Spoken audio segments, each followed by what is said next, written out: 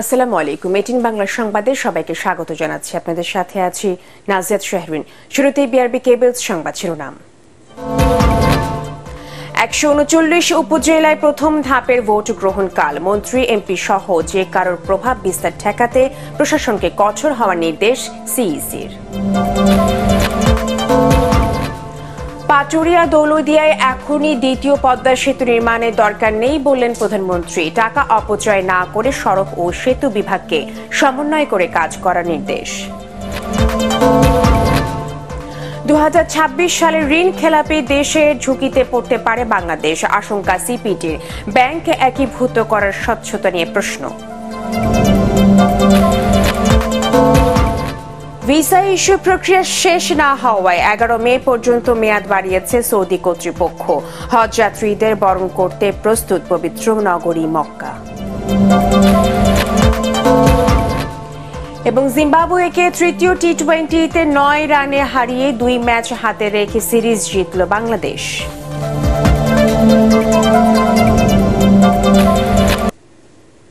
শুনছিলেন BRB cables সংবাদ শিরোনাম। এবারে বিস্তারিত। আগামীকাল হতে যাচ্ছে 139টি উপজেলা পরিষদ নির্বাচনের প্রথম ধাপের ভোট। 22টি উপজেলায় ভোট নেওয়া হবে ইভিএমে। জামালপুরের সরিষাবাড়ি নির্বাচন স্থগিত করেছে নির্বাচন কমিশন।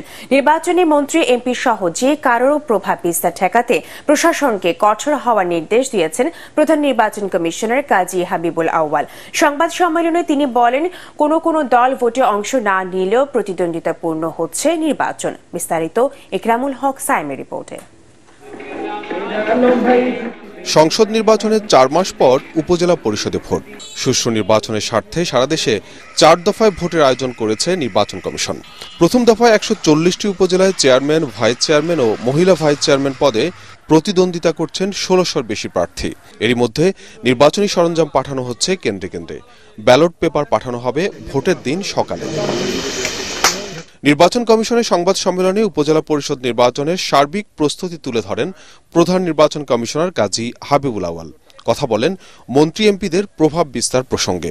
নির্বাচন যাতে প্রভাবিত না হয় আমরা আমাদের তরফ থেকে সব ধরনের চেষ্টা করে যাচ্ছি এবং যারা মাননীয় সংসদ সদস্য, মাননীয় মন্ত্রী অনেককে আমরা নিবৃত্ত করতে পেরেছি। কেউ যেন প্রভাব বিস্তার না করেন সেদিক থেকে নীতিগত সিদ্ধান্তটা খুব স্পষ্ট করে জানিয়ে দেওয়া হয়েছে। নির্বাচনটা অবাধ ও নিরপেক্ষ হয় এবং বিশেষ করে নির্বাচনের দিন যেন ভোট কেন্দ্রে কেউ অনুপ্রবেশ করতে না পারে এবং সেখানে যেন কোনো অনিয়ম না হয় সেই বার্তাটা যারা রিটার্নিং অফিসার তাদেরকে দেওয়া হয়েছে। সংসদ নির্বাচনের মতোই উপজেলা পরিষদ নির্বাচনে সব দল অংশ না নেয়া এটি নিয়ম রক্ষার ভোট কিনা এমন প্রশ্নেরও জবাব দেন সিইসি। এটা মোটেই নিয়ম রক্ষার ভোট না, নির্বাচন অনিবার্যভাবে প্রয়োজন। কোনো একটা দেশের যে শাসন ব্যবস্থাকে চালু রাখতে হলে এবং স্থানীয় সরকারগুলোকে যদি আমরা চালু রাখতে চাই, সেই নির্বাচনটা কারো পছন্দ হোক বা কেউ বর্জন করুক, কিন্তু একটা নির্বাচন হতে হবে। সেই দায়িত্বটা আমাদের উপর অর্পিত হয়েছে, আমরা সেই দায়িত্বটা পালন করতে পারি। তার মতে কোনো দল নির্বাচন বর্জন করলেও প্রার্থী সংখ্যার বিচারে প্রতিদ্বন্দ্বিতাপূর্ণ হচ্ছে স্থানীয় এই নির্বাচন। কেউ আসলো কি আসলো না, এবং প্রতিটি ক্ষেত্রে আমরা অ্যাভারেজে দেখেছি 4 জন করে প্রতিদ্বন্দ্বী একটি পদের জন্য। কাজে সেটা প্রতিদ্বন্দ্বিতাহীন এটা আমরা বলবো না। এটা প্রতিদ্বন্দ্বিতা হচ্ছে ব্যক্তি প্রার্থী। আমরা দলীয় প্রতিদ্বন্দ্বিতা দেখতে যাচ্ছি না। আমাদের দায়িত্ব হচ্ছে যে প্রার্থী আছে কিনা, প্রার্থীরা কন্টেস্ট করছে কিনা, কন্টেস্ট হলে সেই কন্টেস্টটা যেন অবাধ হয়, নিরপেক্ষ হয়। প্রথম ধাপে এরই মধ্যে চেয়ারম্যান পদে 8, ভাইস চেয়ারম্যান ও মহিলা ভাইস চেয়ারম্যান পদে 10 জন করে মোট 28 জন নির্বাচিত হয়েছেন বিনা প্রতিদ্বন্দ্বিতায়। ইকরামুল হক সায়েম, এটিএন বাংলা, ঢাকা। এই মুহূর্তে পাটুরিয়া দৌলতদিয়ায় দ্বিতীয় পদ্মা সেতু নির্মাণের দরকার নেই বলে জানিয়েছেন প্রধানমন্ত্রী শেখ হাসিনা।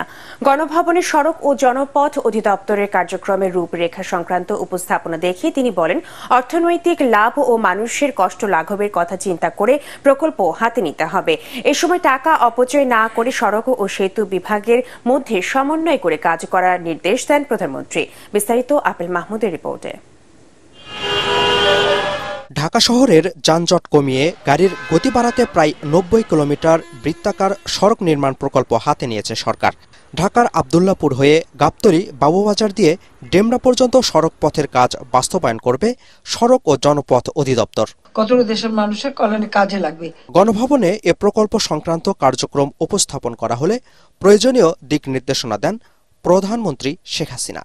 এ সময় ইনার সার্কুলার রোডের পরিবর্তে আউটার সার্কুলার রোডের গুরুত্ব তুলে ধরেন তিনি। অনেকগুলি প্রস্তাব দেখানো হলো সড়কে, মানে ইনার সার্কুলার, তারপরে আউটার সার্কুলার। এত সার্কুলারের কি খুব বেশি একটা প্রয়োজন আছে নাকি আমাদের? কারণ ইতিমধ্যে অনেকগুলি সংযোগ কিন্তু হয়ে গেছে। সেখানে আমাদের কোনো কোনো জায়গা আছে যে সামান্য একটুখানি যোগ করে দিলেই কিন্তু যোগাযোগটা হয়ে যায়। তো ওটা আগে আপনাদের খোঁজ করে বের করতে হবে। শহরটা যে খুব অপরিকল্পিতভাবে গড়ে উঠেছে, যে কারণে কাজ করতে গেলেই সমস্যা দেখা দিচ্ছে। আর এত ঘন বসতি, যেখানে মানুষকে সরানো, মানুষকে আবার অবস্থান করে দেওয়া, এগুলি নিয়ে অনেক সমস্যা আমাদের পড়তে হয়।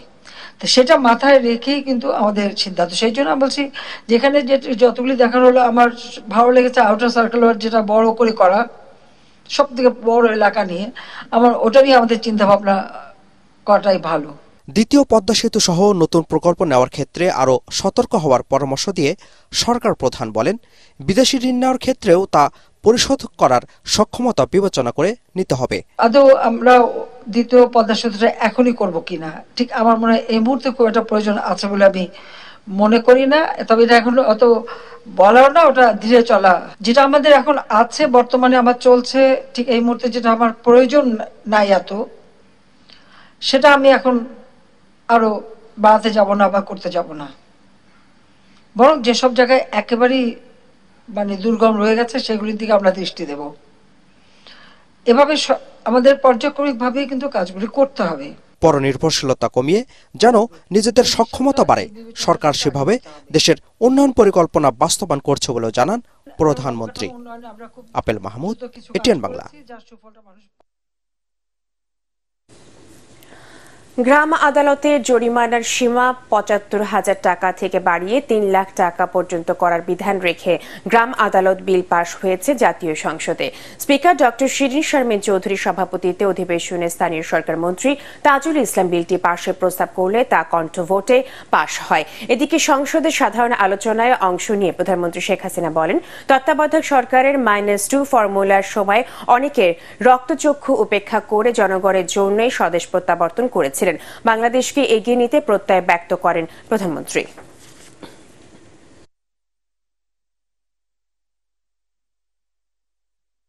যে বাবা মা আমাদেরকে শিখিয়েছেন সাহসের সাথে এগিয়ে চলা, এবং সেই সাহসের সাথে এগিয়ে চলে জনগণের জন্য কাজ করা, এবং সেটা আমি করে যাচ্ছি।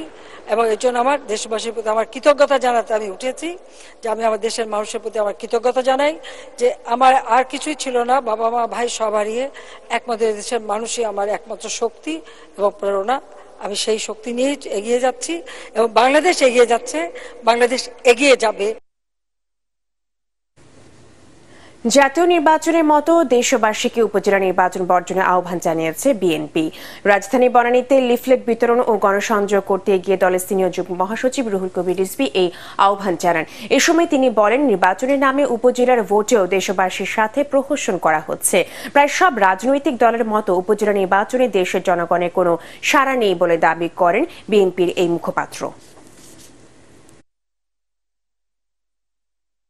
জনগণকে বাদ দিয়ে, বিরোধী দলের অংশগ্রহণকে বাদ দিয়ে পাতানো দামি নির্বাচন তারা করতে যাচ্ছে। জনগণ এই নির্বাচনে অংশগ্রহণ করবে না। গণতন্ত্রকামী কোন রাজনৈতিক দল এই নির্বাচনে অংশগ্রহণ করছে না। আত্মীয় স্বজন ভাই বোন রয়েছে, সবাইকে বলবেন কেউ যেন ভোট কেন্দ্রে না যায়, এই দাবি সরকারকে যেন কেউ সমর্থন না করে। 2026 সালে বাংলাদেশ ঋণ খেলাপি দেশের ঝুঁকিতে পড়তে পারে বলে আশঙ্কা সিপিডির সম্মানীয় ফেলো ডক্টর দেবপ্রিয় ভট্টাচার্যের। ওই বছর থেকে বিদেশি ঋণের মূল টাকা পরিশোধ করতে হবে।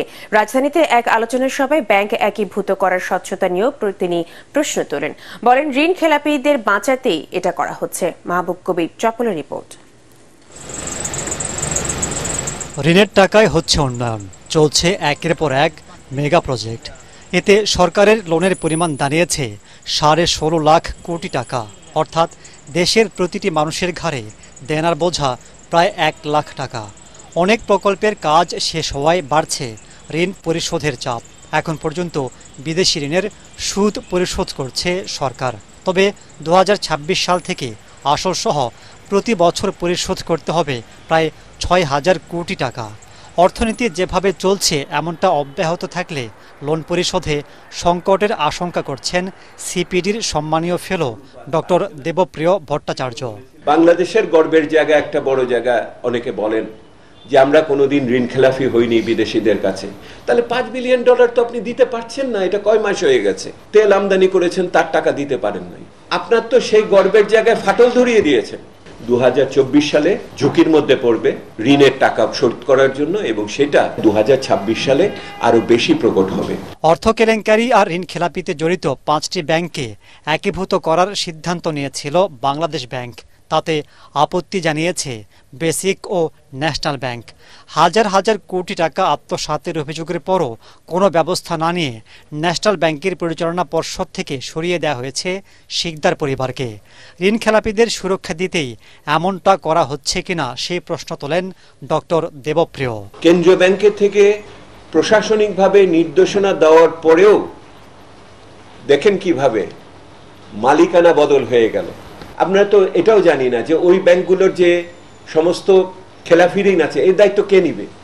আজকে আপনি একত্রিত করবেন, কালকে কি আবার সরকারের পক্ষ থেকে ওগুলি মাফ মুক্তি দিয়ে দেওয়া হবে? আপনার স্বচ্ছতার অভাব, আবার ওই তথ্যের ঘাটতি, আবার ওই জবাবদিহিতার সমস্যা ওখানে রয়ে গেছে। বাংলাদেশ ব্যাংকে সাংবাদিক প্রবেশে নিষেধাজ্ঞা দেওয়ারও তীব্র সমালোচনা করেন তিনি। ডাল মে কুছ কালা হ্যায়। মাহবুব কবির চপল, এটিএন বাংলা, ঢাকা। আন্তর্জাতিক মুদ্রা তহবিল IMF এর ঋণের তৃতীয় কিস্তির অর্থ ছাড়ের বিষয়ে আশাবাদী বাংলাদেশ ব্যাংক। ঢাকা সফরে IMF এর সাথে বাংলাদেশ ব্যাংকের গভর্নর আব্দুর রউফ তালুকদারের সাথে সমাপনী বৈঠকে ঋণের পরবর্তী কিস্তির টাকা ছাড়ে দুই পক্ষ একমত হয়েছে বলেও জানানো হয়। IMF প্রতিনিধি দলের সাথে বৈঠক শেষে এসব তথ্য জানায় বাংলাদেশে ব্যাংকের মুখপাত্র মেজবাউল হক। আগামীকাল কেন্দ্রীয় ব্যাংকে সংবাদ সম্মেলনে এ বিষয়ে বিস্তারিত জানানো হবে জানান তিনি।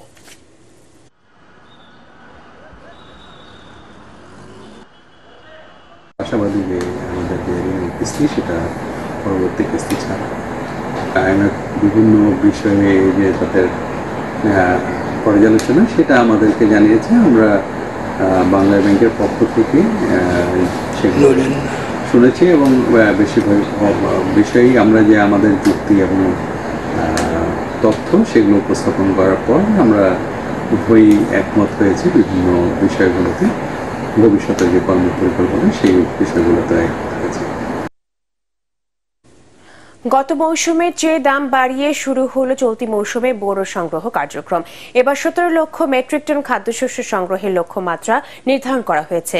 সচিবালয়ে এই কার্যক্রম উদ্বোধন শেষে খাদ্যমন্ত্রী সাধন চন্দ্র মজুমদার সাংবাদিকদের জানান, ধান চালের গুণগত মান নিয়ে কোনো ছাড় দেওয়া হবে না। ফজলে রাব্বির রিপোর্ট। অন্যান্য বছরের মতো চলতি মৌসুমে শুরু হলো বোরো ধান সংগ্রহ কার্যক্রম। এরই মধ্যে হাওরের প্রায় সব ধান কাটা হয়ে গেছে। সারা দেশে 50% বেশি ধান উঠেছে কৃষকের গোলায়। সচিবালয়ে এবার ধান চাল সংগ্রহ কার্যক্রমের উদ্বোধনের পর খাদ্যমন্ত্রী সাধন চন্দ্র মজুমদার জানান, কোনো অবস্থাতেই কৃষক যেন হয়রানির শিকার না হয় সেদিকে লক্ষ্য রেখেই এবার খাদ্যশস্য সংগ্রহ করা হবে। প্রতিটি ইউনিয়নে 3 জন করে কৃষি উপসহকারী কর্মকর্তা আছে, তাদের কাছে একটি করে ময়েশ্চার মিটার দেওয়া আছে। যারা অ্যাপসে অ্যাপ্লিকেশন করেছেন বা কৃষি দপ্তর থেকে যাদের কৃষক ধান দেবে আবেদন করেছেন বা তালিকা পাঠিয়েছেন, তাদের বাড়িতে গিয়ে ধানটা পরীক্ষা করে আসবে ময়েশ্চার মিটার দিয়ে। গত মৌসুমে প্রতি কেজি ধান 30 টাকা ও সিদ্ধ চাল 44 টাকা দরে সংগ্রহ করা হয়েছিল। এবার প্রতি কেজি বোরো ধানের সংগ্রহ মূল্য নির্ধারণ করা হয়েছে 32 টাকা, সিদ্ধ চাল 45 টাকা ও আতপ চাল 44 টাকা। ধান চালের দাম বাড়লেও গতবারের তুলনায় কমেছে গমের দাম। এবার প্রতি কেজি গম সংগ্রহ করা হবে 34 টাকা দরে, যা গত বছর ছিল 35 টাকা। এবার 17 লাখ টন ধান ও চালের পাশাপাশি 50,000 টন গমও সংগ্রহ করা হবে। সঠিক সময় এই সংগ্রহগুলো করতে হবে এবং আমরা জুন মাসের মধ্যে 70% আমরা বলেছি যে এটা মানে সংগ্রহ করার জন্য। আর হাওড়কে আমরা প্রাধান্য দিয়ে হাওড়ের ধানের বরাদ্দও বেশি দিয়েছি, যদিও মিল কম ওখানে, তার জন্য ধানের বরাদ্দ বেশি দেওয়া হয়েছে। এবার বোরো মৌসুমে ধান ও চাল কিনতে 7,500 কোটি টাকা বরাদ্দ রাখা হয়েছে।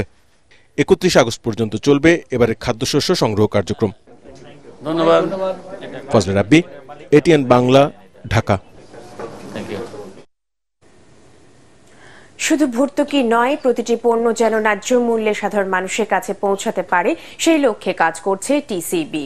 রাজধানীর বারিধারা পার্কে মে মাসে টিসিবির পণ্য বিক্রয় কার্যক্রমে উদ্বোধন করে বাণিজ্য মন্ত্রী আহসানুল ইসলাম টিটু জানান, সব ধরনের ক্রেতার কথা চিন্তা করে জুলাই থেকে সারা দেশে এলাকা ভিত্তিক স্থায়ী দোকানে পণ্য বিক্রি করবে টিসিবি। আরো জানাচ্ছেন মাজহারুল হক মুহাজির।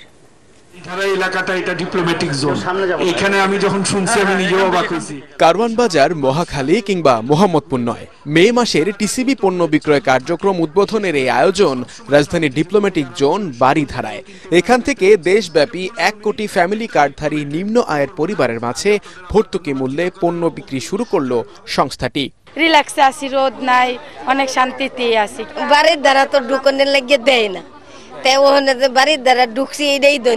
এ সময় বাণিজ্য প্রতিমন্ত্রী জানান, প্রধানমন্ত্রীর নির্দেশেই টিসিবি সাফল্যের সাথে সব ধরনের কার্যক্রম চালিয়ে যাচ্ছে। দীর্ঘ সময়ে বিভিন্ন সরকার ক্ষমতায় ছিল, বিশেষ করে সামরিক সরকারগুলো ক্ষমতায় থেকে টিসিবিকে একেবারেই ভঙ্গুর অবস্থায় নিয়ে গেছিল। সেই টিসিবিকে মাননীয় প্রধানমন্ত্রী আবার ঘুরে দাঁড়ানোর জন্য আমাদেরকে ম্যান্ডেট দিয়েছে। আগামীতে টিসিবির পণ্যের সংখ্যা বাড়ানোর চিন্তা রয়েছে উল্লেখ করে তিনি বলেন, নিত্য প্রয়োজনীয় পণ্যের সরবরাহ ঠিক রাখতে পারলে দাম নিয়ে কেউ কোনো কারসাজি করতে পারবে না। এই প্রকল্পটা কিন্তু আমরা ফ্রি দিচ্ছি না, ফ্রি আমাদের অন্য কর্মসূচি আছে, এখানে কিন্তু পণ্য দাম দিয়ে কিনতে হয়। সো এমএন ফ্যামিলিকে দিতে হবে যার ওই 500 থেকে 1000 টাকা একবারে দিয়ে কেনার সামর্থ্য আছে।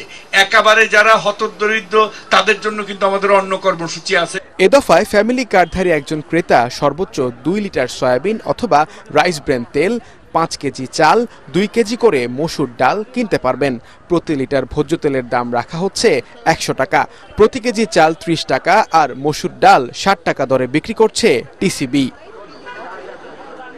মাজহারুল হক মুহাজির, এটিএন বাংলা, ঢাকা। শুরু হয়েছে পবিত্র হজের কার্যক্রম। বিশ্বের বিভিন্ন দেশ থেকে আসা হজ যাত্রীদের বরণ করে নিতে প্রস্তুত সৌদি সরকার। বাংলাদেশে বৃহস্পতিবার থেকে শুরু হচ্ছে হজ ফ্লাইটে। এদিকে অধিকাংশ হজ যাত্রীদের ভিসা ইস্যু প্রক্রিয়া শেষ না হওয়ায় 11 মে পর্যন্ত মেয়াদ বাড়িয়েছে সৌদি কর্তৃপক্ষ। অপরদিকে ভিসা প্রক্রিয়া শেষ না হওয়ায় মক্কায় বাড়ি ভাড়া সম্পন্ন করতে পারেনি বেসরকারি অনেক এজেন্সি। সৌদি আরবের পবিত্র মদিনা শরীফ থেকে সাইজুদুল ইসলামের প্রতিবেদন, জানাচ্ছেন আসিফুর রহমান সাগর। পবিত্র হজ পালনের জন্য সৌদি আরবের উদ্দেশ্যে বৃহস্পতিবার থেকে দেশ ছাড়তে শুরু করবেন বাংলাদেশের হজ যাত্রীরা। তাদের বরণে প্রস্তুত সৌদির বাংলাদেশ হজ মিশন। সরকারের পক্ষ থেকে মদিনাতে হজকর্মী নিয়োগ এবং বিভিন্ন কমিটির বা প্রশাসনিক টিম, সহায়তাকারী টিম, টেকনিক্যাল টিম সহ অন্যান্য দের নিয়োগ সম্পন্ন হয়েছে বা পদায়ন সম্পন্ন হয়েছে। ইনশাআল্লাহ এবার হাজিরা 2024 সালে অন্যান্য বছরের তুলনায় বা ন্যায় আরো ভালো সেবা পাবে। চলতি বছর বাংলাদেশ থেকে হজে যাচ্ছেন 85,257 জন হজযাত্রী। এর মধ্যে ভিসা প্রক্রিয়া সম্পন্ন হয়েছে মাত্র 35,000-এর। মঙ্গলবার ছিল ভিসা আবেদনের শেষ দিন। এই পরিস্থিতিতে ধর্ম মন্ত্রণালয়ের অনুরোধে 11 মে পর্যন্ত ভিসা ইস্যুর মেয়াদ বাড়িয়েছে সৌদি হজ ও ওমরা মন্ত্রণালয়। অধিকাংশ হজ যাত্রীদের ভিসা প্রক্রিয়া সম্পন্ন না হওয়ায় বেসরকারি ট্রাভেল এজেন্সিগুলো এখনো মক্কা মদিনায় বাড়ি ভাড়া সম্পন্ন করতে পারেনি। সময় মতো বাড়ি ভাড়া করতে না পারায় এজেন্সি মালিকদের দায়ী করছেন হোটেল ব্যবসায়ীরা। এজেন্সি মালিকগুলা এখনো মিসফালাতে অনেক ঘোরাঘুরি করছে তারা কমের জন্য। অলরেডি এই বছর অনেক কমই হোটেলগুলো সারা হইতেছে, কিন্তু তারা হোটেল এবছর নিতেছে না। প্রায় 20-30% হোটেল ভাড়া নিচ্ছে যারা বেসরকারি আছেন, এখনো অনেকে করতেছেন, মানে দাম কমবে অথবা বাড়বে এই উদ্দেশ্যে। এদিকে হজ ভিসায় শুধুমাত্র জেদ্দা, মদিনা ও মক্কায় যাওয়া যাবে বলে নতুন বিধিনিষেধ আরোপ করেছে সৌদি সরকার। নতুন বিধিতে এই ভিসা শুধু হজ মৌসুমের জন্য বৈধ এবং হজ যাত্রীরা শুধু পবিত্র হজের আনুষ্ঠানিকতা পালন করতে পারবেন। কোনো রকম কাজ বা বসবাস করা যাবে না, করলে শাস্তির মুখোমুখি হতে হবে। আসিফুর রহমান সাগর, এটিএন বাংলা। চট্টগ্রামে জিম্বাবুয়েকে তৃতীয় টি-20তে 9 রানে হারিয়ে 2 ম্যাচ হাতে রেখে সিরিজ জিতেছে বাংলাদেশ। আগে ব্যাট করে তাওহিদ হৃদয়ের হাফ সেঞ্চুরিতে 5 উইকেটে 165 রান তোলে টাইগাররা। 57 রান করেন হৃদয়, জবাবে 165 রানে থামে সফরকারীদের ইনিংস। রিপোর্ট করছেন এস এম আশরাফ। লক্ষ্য 166। আধুনিক ক্রিকেটে এই রান তারায় জয়ের পাল্লাটাই ভারী, তবু জিম্বাবুয়ে পারল না। বাংলাদেশের বোলাররা হয়তো তুষ্টিতে ভাসতে পারেন, কিন্তু বাস্তবতা হলো শক্তি সামর্থ্যে অনেকটাই পিছিয়ে সিকান্দার রাজার দল। সেই পিছিয়ে থাকা দলের বিপক্ষেই কিনা টপ অর্ডার আরও একবার ঘুরিয়ে গেল। সিরিজে টানা 3 ইনিংসেই লিটন দাস ফিরলেন মুজারাবানির বোলিংয়ে। সুইংয়ে বাংলাদেশের ওপেনারের অবস্থা কতটা নড়বড়ে তা ফুটে উঠল।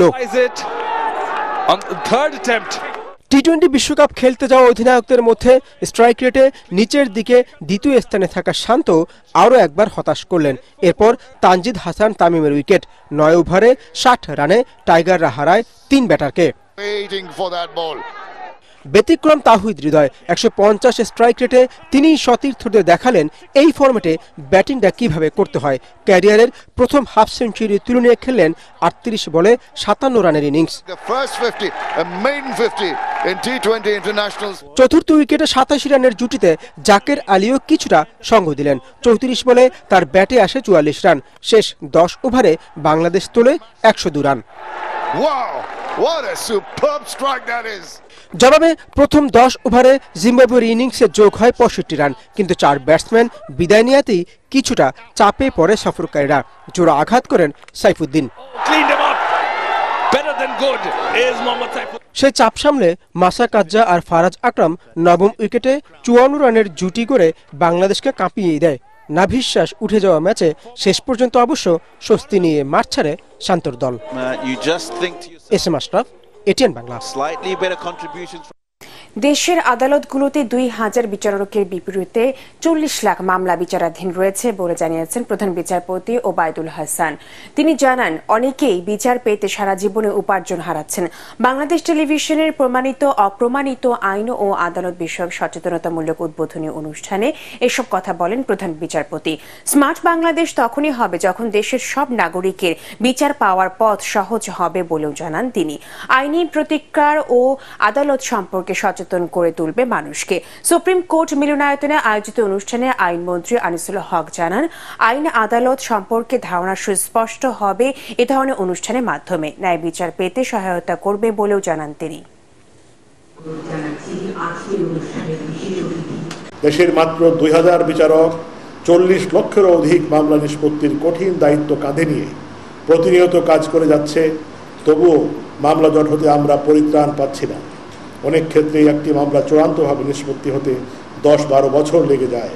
ইতোমধ্যে হয়তো বিচার প্রার্থী লোকটি সর্বশান্ত হয়ে যাচ্ছে, মামলার খরচ তারা দিকে। এর সবই আমাদের দেশের বাস্তবতা। থ্যালাসেমিয়া প্রতিরোধে বিয়ের আগে পাত্রপাত্রীর রক্ত পরীক্ষা করতে সরকারিভাবে আইন করার পরামর্শ দিয়েছেন বিশেষজ্ঞরা। রাজধানীতে এক অনুষ্ঠানে তারা বলেন, বিয়ের আগে কেউ থ্যালাসেমিয়ার বাহক কিনা তা জানা গেলে রোগটি প্রতিরোধ করা সম্ভব। চিকিৎসা ব্যয়বহুল হওয়ায় আক্রান্ত রোগীর জন্য রাষ্ট্রীয়ভাবে প্রণোদনা দেওয়ারও দাবি করেন বিশ্লেষকরা। ইমদাদুল্লাহ বাবুর রিপোর্ট। দেশে প্রতি বছর 7,000-এরও বেশি শিশু রক্তরোগ থ্যালাসেমিয়া নিয়ে জন্মাচ্ছে। বর্তমানে এতে আক্রান্ত রোগীর সংখ্যা 60,000-এরও বেশি। বিশ্ব থ্যালাসেমিয়া দিবসকে সামনে রেখে রাজধানীর মালিবাগে বাংলাদেশ থ্যালাসেমিয়া ফাউন্ডেশনের 50 শয্যা বিশিষ্ট হাসপাতাল উদ্বোধন অনুষ্ঠানে বিশেষজ্ঞরা জানান, বিশ্বে বছরে 90,000 শিশু এই রোগ নিয়ে জন্মায়। যুক্তরাজ্য, গ্রিস, ইটালি ও সাইপ্রাস এই রোগ প্রতিরোধে বিয়ের আগে পাত্রপাত্রীর থ্যালাসেমিয়া পরীক্ষা বাধ্যতামূলক করে এক্ষেত্রে বেশ উপকার পেয়েছে বলেও জানিয়েছেন তারা। এটা একটা ডিজাস্টার যেটা কিন্তু প্রতিরোধ করা সম্ভব। আমাদেরকে আইডেন্টিফাই করতে হবে যে কারা কারা থ্যালাসেমিয়া বাহক। এক বাহক যেন আরেকজন স্বাভাবিক বাহক নয় এমন স্পাউসকে বিয়ে করে। ট্রিটমেন্ট কস্ট কিছু সাবসিডি দেওয়ার জন্য যথাযথ উদ্যোগ নেয়। থ্যালাসেমিয়া আক্রান্ত শিশুর ৪৪% অভিভাবকের আর্থসামাজিক অবস্থা খুবই খারাপ জানিয়ে চিকিৎসা ব্যবস্থা সহজলভ্য করার দাবি তোলেন সংশ্লিষ্টরা। তো আমরা এখানে দিনে প্রায় 150 জনকে ব্লাড ট্রান্সফিউশন করতে পারবো। এছাড়া এখানে আমরা থ্যালাসেমিয়ার রোগ নির্ণয়ের জন্য যে টেস্ট করা লাগে হিমোগ্লোবিন ইলেকট্রোফোরেসিস সেটা আমরা করতে পারি। আমাদের হাসপাতালে যে কোনো একটা রোগী যে একদিনে 6-7 ঘন্টার মধ্যে তার রক্ত সহ বিভিন্ন সেবা নিয়ে চলে যেতে পারে। সরকারি হাসপাতালগুলি আছে সেখানে গেলে কিন্তু 1-2 দিনের আগে এই সেবা সম্পন্ন করা সম্ভব না। শিশুদের স্বাভাবিকের চেয়ে কম বৃদ্ধি, ফ্যাকাশে ত্বক, খাওয়া দাওয়ায় অনীহা এবং খিটখিটে মেজাজ দেখা দিলে দ্রুত থ্যালাসেমিয়া পরীক্ষার আহ্বানও জানান বিশ্লেষকরা। ইমদাদুল্লাহ বাবু, ATN Bangla, Dhaka. Bangladesh garments accessories and packaging manufacturers and exporters association BGAPMEA 2024-2026 বর্ষের নির্বাচন হবে আগামী 11 মে। গত রাতে চট্টগ্রামে অনুষ্ঠিত হল ঐক্য পরিষদের প্যানেল পরিচিতি। এতে প্রধান অতিথি ছিলেন PHP ফ্যামিলি চেয়ারম্যান সুফি মোহাম্মদ মিজানুর রহমান। সংগঠনের সাবেক সভাপতি শফিউদ্দিনের সভাপতিত্বে প্যানেল লিডার মোহাম্মদ শাহরিয়ার চট্টগ্রাম অঞ্চলের 5 জন সহ 21 প্রার্থীকে পরিচয় করিয়ে দেন। অনুষ্ঠানে বাংলাদেশ মিলিটারি একাডেমি শিক্ষা পরিচালক ব্রিগেডিয়ার জেনারেল লুৎফর রহমান, আব্দুল কাদের খান, BGMEA এর সাবেক পরিচালক AM শফিউল করিম এবং ওয়ার্ড কাউন্সিলর শাহিদুল ইসলাম বাবু এবং ঢাকা ও চট্টগ্রাম অঞ্চলের প্রার্থীরা বক্তব্য রাখেন।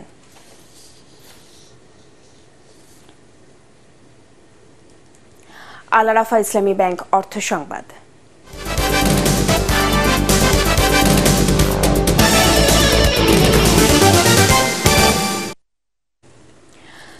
রূপালী ব্যাংক PLC ঢাকা দক্ষিণ বিভাগের শাখা ব্যবস্থাপকদের অংশগ্রহণে অনুষ্ঠিত হল ব্যবসায়িক সম্মেলন 2024। দুপুরে রাজধানীর দিলকুশায় ব্যাংকের প্রধান কার্যালয়ে অনুষ্ঠিত সম্মেলনে প্রধান অতিথি ছিলেন রূপালী ব্যাংকের ব্যবস্থাপনা পরিচালক ও প্রধান নির্বাহী মোহাম্মদ জাহাঙ্গীর। বিশেষ অতিথি ছিলেন ব্যাংকের উপব্যবস্থাপনা পরিচালক পারসুমা আলম, হাসান তানভীর ও মোহাম্মদ হারুনুর রশিদ। এতে সভাপতিত্ব করেন ঢাকা দক্ষিণ বিভাগের মহাব্যবস্থাপক মোহাম্মদ ইসমাইল হোসেন শেখ, মহাব্যবস্থাপক মোহাম্মদ শাফায়েত হোসেন ও মঈন উদ্দিন মাসুদ সহ বিভাগের জোনাল ম্যানেজার এবং শাখা ব্যবস্থাপকরাও সম্মেলনে উপস্থিত ছিলেন। পার্টেক্স খেলার খবর।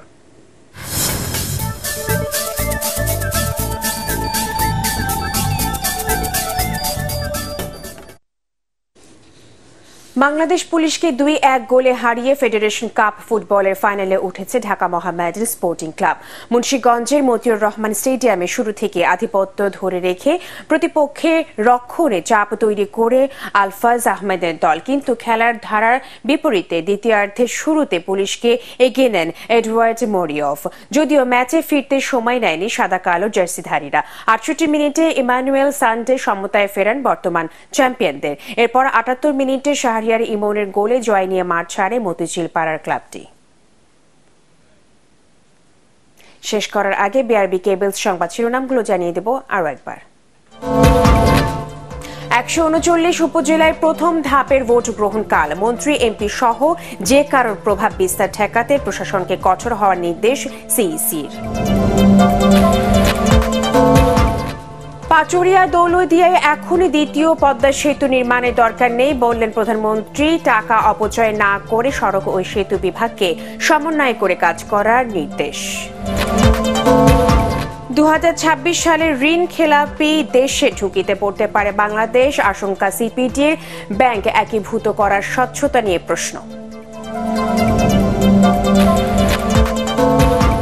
ভিসা ইস্যু প্রক্রিয়া শেষ না হওয়ায় 11 মে পর্যন্ত মেয়াদ বাড়িয়েছে সৌদি কর্তৃপক্ষ। হজ যাত্রীদের বরণ করতে প্রস্তুত পবিত্র নগরী মক্কা। এবং জিম্বাবুয়েকে তৃতীয় টি-20তে 9 রানে হারিয়ে 2 ম্যাচ হাতে রেখে সিরিজ জিতল বাংলাদেশ।